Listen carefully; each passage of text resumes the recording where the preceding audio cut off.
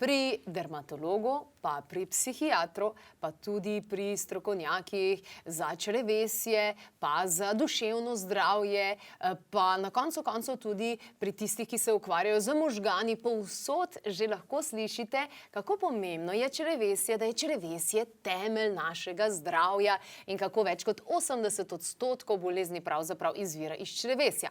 Ampak, ko govorimo o črevesju, se pojavljajo termini, kot so mikrobiom, probiotiki, prebiotiki, encimi, multifermentacijski napitki. Kakšna je razlika med njimi, kakšno osnovno znanje si tukaj lahko pridobimo, zato da bomo bolj razumeli, zakaj iz vseh strani zdaj slišimo toliko ravno o črevesju in o teh dobrih bakterijah, ki jim pravimo kar naša vojska, pa naj si bo pri imunskem sistemu ali pri kakšni drugi zadevi. Danes v svoji družbi pozdravljam dr. Urško Videmšek, lepo pozdravljena, dobrodošla. Zakaj se ravno zdaj v tem času tako veliko govori o mikrobiomu? Ja, naš mikrobiom je nekako najbolj prezrt organ našega telesa, ne? In je prav, da se mu končno posvetimo, končno dobiva vso to pozornost, ne? In dejstvo je, da do sedaj smo nekako premalo o njem govorili, ker naš mikrobiom je res, to je ena taka divja džungla vseh mikroorganizmov, ki so v njem, ne? In problem pa je nastal, ker v zadnjem času je hrana precej revna z vitamini pa minerali, oziroma bom po domače povedala, ni več take kvalitete, kot je včasih bila. Poleg tega tudi zaužijemo precej veliko in pesticidov in antibiotikov, tudi z hrano v končni fazi. In naša džungla je začela enostavno veneti. In to se pozna na tak način, da so se začele take čist nespecifične težave, ali v razpoloženju, ali v počutju. Mogoče na začetku sploh nismo pozorni, da je vse to vezano na naše črevesje, dokler se res ne začnejo težave z prebavo, z vetrovi, z napenjanjem, težave z samo odvajanjem blata. Šele takrat postanemo pozorni, da je črevesje tisto, naš črevesni biom, da je postal ne džungla, ampak kar ena puščava. Okay. Se pravi, mi si želimo, da je džungla, da je čim bolj raznoliko, pestro, bogato, živo. Točno. In ne želimo si, da je puščava. Ne? Točno. Kako smo pa prišli do puščave? Je to, kar si rekla, se pravi antibiotiki v hrani, v vodi, pesticidi in vse te zadeve? Plus temu bi še dodali ta sodoben način življenja, ker vsi hitimo, hrana je zelo na hiter pripravljena, vsa ta instant hrana, masna hrana, ocvrta hrana, veliko tudi zaužijamo sladkorja. To še dodatno vpliva na našo džunglo, in enostavno s to hrano si naša džungla nima kaj pomagati, ker enostavno nas zasiči, obremeni druge organe, nima pa konkretno naš biom nič od te hrane, kvečemo, da jo samo izločimo iz organizma. Danes torej zelo osnovno, ko govorimo o črevesju, govorimo tudi o mikrobiomu. Zdaj, nekateri pojmujejo to tudi kot nov organ, ki bojda ima kaj, do 2 kilograma. Do 2 kilograma, ja. Se pravi, kje je to zdaj? Ta mikrobiom je dejansko v črevesju ali v ledvicah ali v hrbtu? Konkretno gre tle za črevesje. Nekaj malega organizmu se že zna pojaviti v tankem črevesju, čeprav glavnina je v debelem črevesju, tam v bistvu končna postaja naše prebave, tukaj je glavnina. In dejansko so res, tudi zadnje raziskave kažejo, več kot 2 kilograma zna tehtati naš mikrobiom, in tukaj je pa res vse, to so vsi tisti mikroorganizmi, dobri, slabi, vse to zajema ta naš mikrobiom. Se Se pravi, zelo enostavno, mi želimo, da je čim več dobrih, pa čim manj slabih, a ne? Točno, pa čim bolj pestro, da je v dobrih, ne? Ja, se to je tisto, kar sem brala tudi v Hunza dolini, ne, ki imajo najbolj pestro, ki je 150 vrst sadja in zelenjave. Ja. Dobro, do tja še prideva danes zelo osnovno. Torej, mikrobiom je v našem črevesju, od tega je odvisno naše psihološko stanje, imunski sistem in vse ostalo. Dobro, torej rešili smo besedo mikrobiom.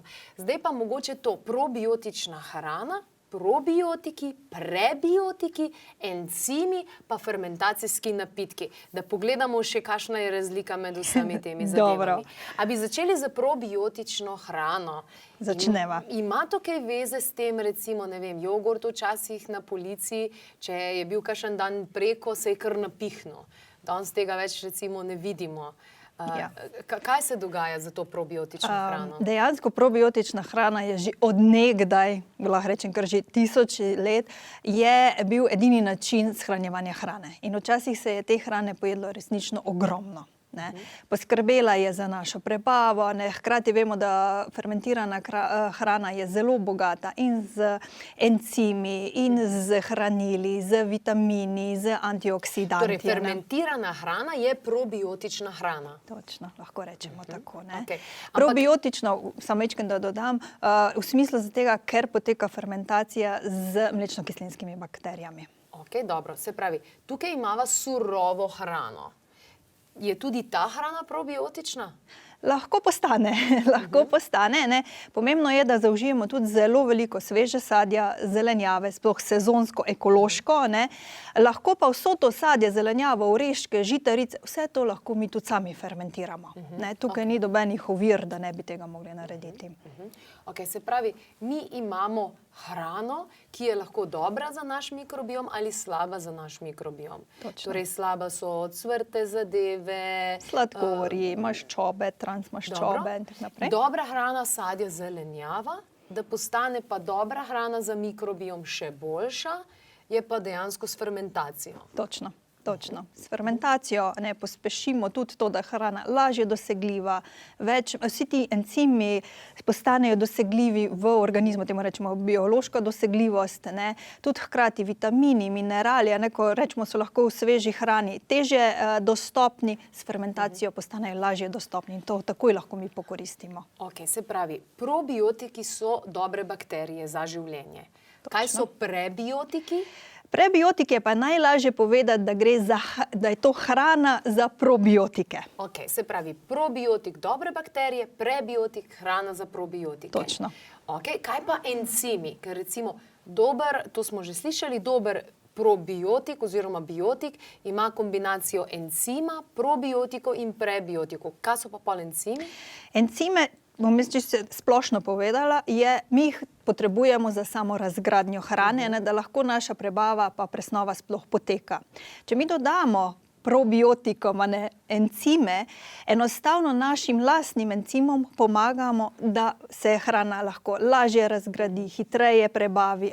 Tako da tisti, ki imajo kakršnekoli težave z samo prebavo, in ti encimi, ko jih dodajamo s pomočjo probiotikov, super danejo. Torej, encimi so kot škarjice v tankem črevesju. Točno, to bi lahko rekla. Probiotiki so dobre bakterije v mikrobiomu v črevesju in prebiotiki so hrana potem za te dobre bakterije. Ja. Kakšna pa je razlika? Tamle imamo tudi fermentacijski napitek, ki vsebuje 30 različnih vrst sadja, zelenjave in vseh ostalih zadev, nikoli segreto. Kakšna je zdaj razlika, če mi spijemo fermentacijski napitek ali pa če pojemo hrano? Kaj je pa zdaj tukaj? Zdaj, tale fermentacijski napitek, je res čudežen, zaradi tega, ker mi naenkrat ne moremo pojesti 30 različnih vrst sadja, zelenjave, oreščkov, začimb. Nemogoče je to v enem obroku pojesti. Ne. Z fermentacijskim napitkom pa lahko to naredimo. Ne. Poleg tega pa zaužijemo tukaj zraven še fermentacijske fragmente, bom rekla. V bistvu, in tukaj si še dodatno podpremo naše črevesje, pomagamo naši prebavi, ne, da lažje steče, mikrobiom krepimo, ga nahranimo, negujemo, bom tako rekla, negujemo našo džunglo. Ne. In zaradi tega je že en šilček fermentacijskega napitka je res super, super zadeva za naše črevesje. Ne? Kakšna je pa recimo primerjava, recimo, ne vem, en šilček tega z, ne vem, sadjem pa zelenjavo? Ja, tega bi sem rekla. 30 vrst sadja, zelenjave, enostavno ne moreš take količine zaužiti v enem obroku. Enostavno ne gre. Tudi če smo čisti iskreni, v enem dnevu zelo težko 30 različnih stvari zaužijemo. Za koga je recimo, kakšna je pa pola razlika? Ok, se pravi, to je temelj, ampak kdo najrej je kapsule, pa kdo najrej pije fermentacijski napitek? To je vedno dobro vprašanje, ne? Ker nekateri enostavno rajši posežejo po tekočih zadevah, drugi imajo rajši kapsule, ne? Tako da nekaj tukaj izbire. Po drugi strani je pa tako, res tisti, kjer imajo resnično težave z prebavo, z raznimi avtoimunimi boleznimi, nosečnice, doječe matere, potem vse, kar je vezano kardiovaskularni sistem, ščitnica, je bi rekla takoj fermentacijski napitek, ne? Ker hkrati, ko ti spiješ ta fermentacijski napitek, takoj dobiš res vitamine, minerale, antioksidante in vse. In takoj podpreš imunski sistem. Ne? Se pravi, fermentacijski napitek nima samo dobrih bakterij, ampak ima še druge stvari. Ja, ima še fermente zraven, ne? In s tem takoj podpreš celoten organizem, imunski sistem podpreš. Ne? Primerno je tudi to za otroke, da jih res okrepimo, recimo predšolskim letom ali pa medšolskim letom. Ne? Tudi za novorojenčke, ne? Mamice preko mleka jim pomagajo, ne? Da se razvije črevesni biom. Ne? Zdaj, kar se pa kapsul tiče, ne? Jih pa lahko uživamo takrat, kadar jemo antibiotike, brez problema, ne? Jih jemo ali med antibiotiki ali kakorkoli. Potem tudi, rečemo, če delamo te daljše kure, lahko jemo tudi v kapsulah, ne? Te probiotike, seveda z vsemi dodatki. Ne? Tako da tukaj je mogoče tudi stvar majčken, kaj se kdo odloči. In kakšno ima dejansko stanje. Točno. Hvala lepa za informacije. Upam, da je zdaj majčkeno bolj jasno. Še več informacij najdete na klepet@kavi.si. Seveda pa lahko tudi pokličete, pa kaj povprašate na 02 6200 230. Pokličite torej naše svetovalke in vprašajte, kaj bi bilo dobro za vas. Seveda je osnova, kot vidite tukaj.